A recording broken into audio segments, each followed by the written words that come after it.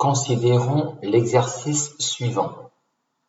On nous donne les longueurs AB, BC et AC.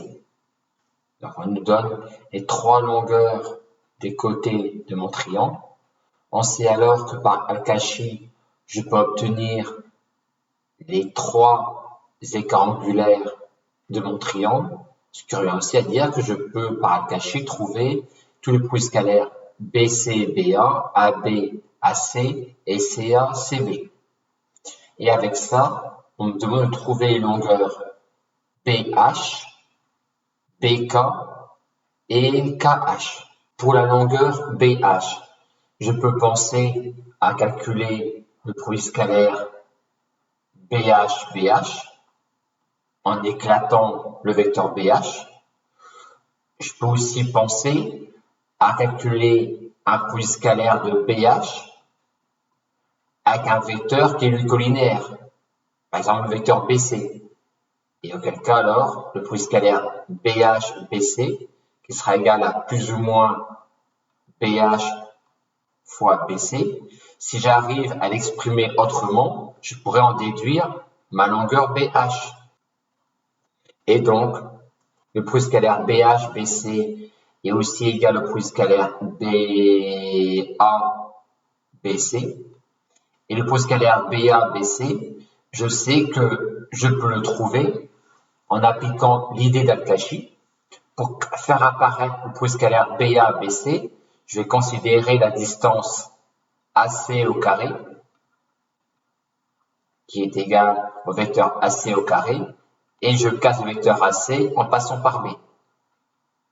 C'est l'idée que pour faire apparaître un double produit 2AB, je fais appel à A plus B au carré ou à A moins B au carré. Et donc après, c'est terminé. À partir de cette relation-là, j'en déduis la longueur BH. Pour avoir la longueur BK, je fais de même. Sur cette fois-ci, je vais faire le produit scalaire BK BA, qui d'un côté sera égal à plus ou moins BK fois BA, et qui de l'autre côté est égal au produit scalaire BC BA. Et on conclut exactement de la même façon.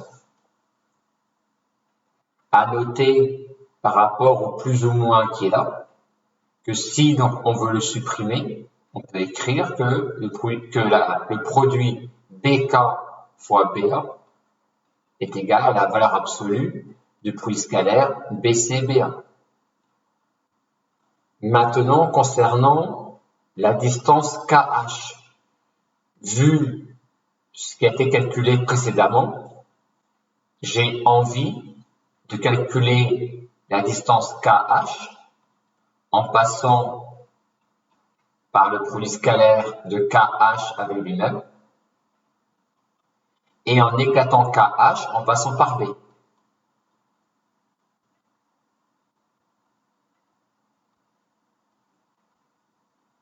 Donc, notre première idée était d'exprimer ça sous la forme KB fois BH qu'on connaissait, multiplié par cosinus de l'écart angulaire entre KB et BH, entre KB et BH. Le problème, c'est que sur la figure, K est à l'extérieur du segment BA et H est à l'intérieur du segment BC. Mais si je veux faire un raisonnement plus général, K pourrait être ici, H pourrait être à l'extérieur, et donc je vais être embêté pour déterminer quel est l'écart angulaire. Et donc, pour ne pas me préoccuper de ça, je vais exprimer le vecteur KB